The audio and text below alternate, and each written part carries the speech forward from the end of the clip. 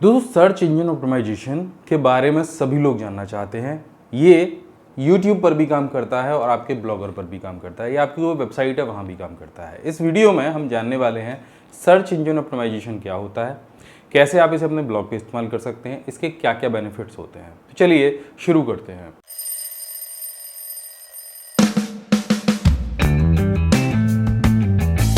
दोस्तों, search engine optimisation एक ऐसा तरीका है जिससे आप बिना ₹1 खर्च किए अपनी किसी भी ब्लॉग पोस्ट को गूगल की रैंक में पहले पेज पर या कभी तो पहले नंबर पर भी ला सकते हैं।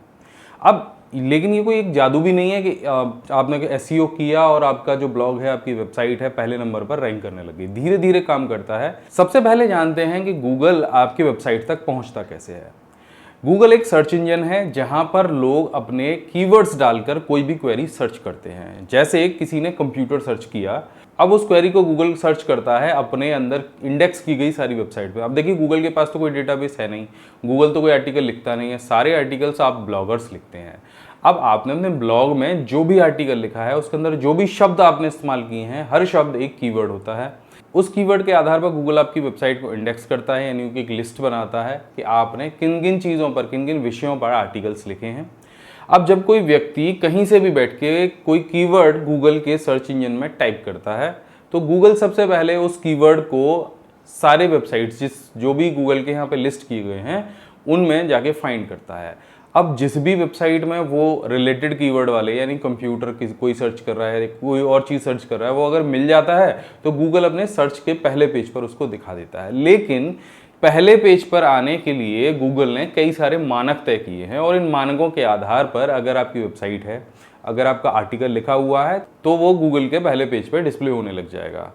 अब ये जो मानक हैं यही कहलाते हैं सर्च इंजन ऑप्टिमाइजेशन, यानी अपनी वेबसाइट को, अपने आर्टिकल को इस तरीके से लिखना है, इस तरीके से ऑप्टिमाइज करना है कि वो गूगल के पहले पेज पे आ जाए।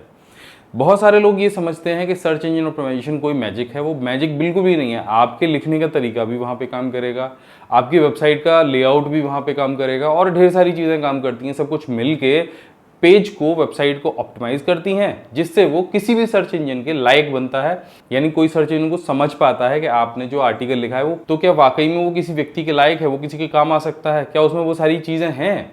तो चलिए इसको समझते हैं, ये होता क्या है।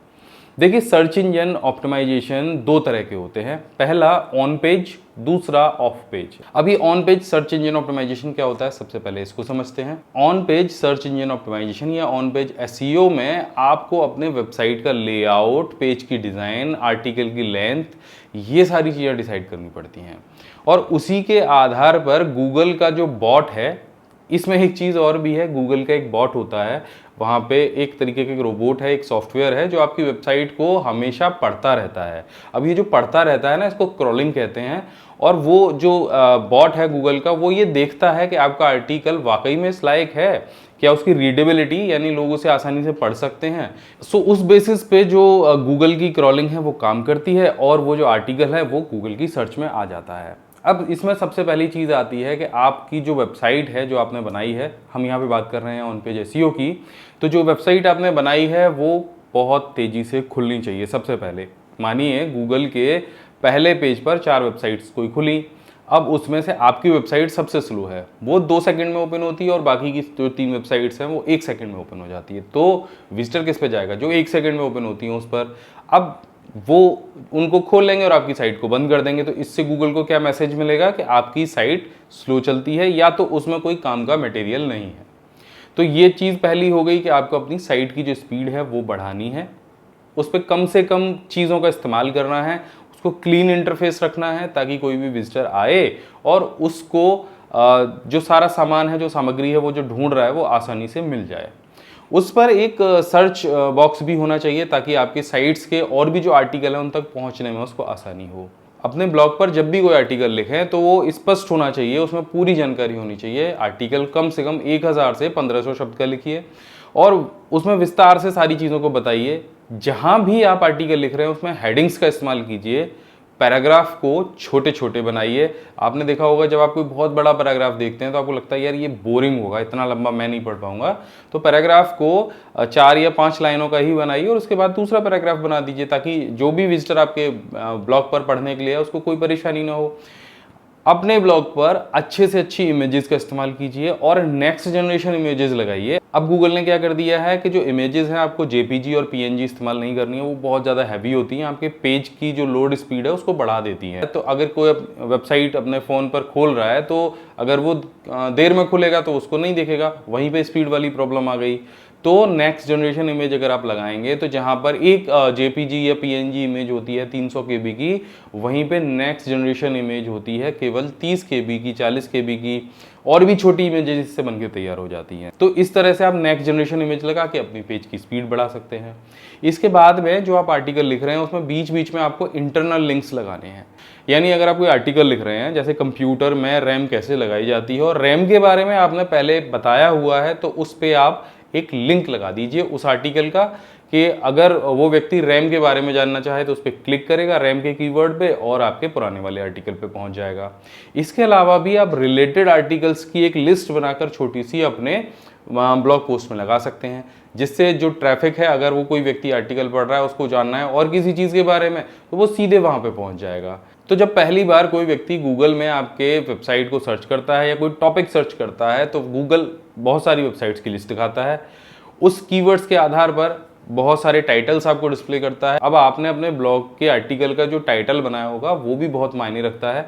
जितना आकर्षक आप टाइटल बना सकते हो उतना आकर्षक बनाइए, और जब वो सर्च में आएगा और लोगों से आपका जो टाइटल है वो अलग दिखाई देगा, तो सीधी सी बात है आप ही के आर्टिकल पे कोई भी व्यक्ति क्लिक करेगा।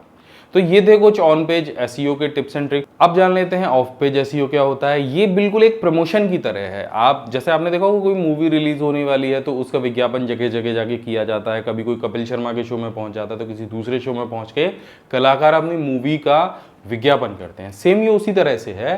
तो ब्लॉग प्रमोशन का सबसे बढ़िया तरीका है गेस्ट पोस्टिंग। अपने रिलेटेड किसी भी ब्लॉग पर जाइए और वहां पर गेस्ट पोस्ट कीजिए। वहां पर एक बैक लिंक आपको मिल जाएगा, जिससे जो ट्रैफिक है वो आपकी साइट पर आएगा। ट्रैफिक से मतलब ये है पढ़ने वाले लोग जो भी आपकी साइट पर आते हैं। दूसरा तरीका ये है कि रिलेटेड वेबसाइट्स पे जाइए और कमेंट बॉक्स में कमेंट कीजिए, उनको यूजर्स को बताइए या उनका आंसर करिए। किसी भी कमेंट का आपको दिख रहा हो कोई प्रश्न पूछा है और वेबसाइट के ओनर ने उसका आंसर नहीं दिया, तो आप आंसर दे सकते हैं और अपनी साइट का लिंक वहां पर पेस्ट कर सकते हैं। बहुत सारे वेबसाइट्स ऐसे हैं जो आपकी साइट को लिंक करते हैं, इंडेक्स करते हैं, बैकलिंक बनाते हैं। उन साइट्स पर जाकर आपको बैकलिंक बनाने हैं। बैकलिंक का मतलब ये है कि आप वहां पर एक लिंक छोड़ेंगे और उस पर क्लिक करके कोई भी विजिटर्स आपके वेबसाइट पर वापस आएगा। सोशल मीडिया मार्केटिंग आपको करनी है।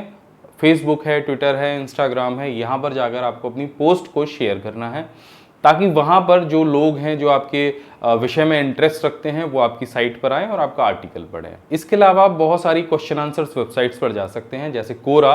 वहाँ पर लोग बहुत सारे प्रश्न पूछते हैं और वहाँ पर आप जाकर अपने आर्टिकल का लिंक छोड़ सकते हैं, या उनके प्रश्न का उत्तर देते समय अपने किसी ब्लॉग पोस्ट के लिंक को आप वहाँ पर छोड़ सकते हैं, जिससे आपके आर्टिकल पर जो ट्रैफिक है वो आना शुरू हो जाएगा। तो इस तरह से आप कई सारे तरीके अपनाकर ऑन पेज और ऑफ पेज ऑप्टिमाइजेशन कर सकते हैं।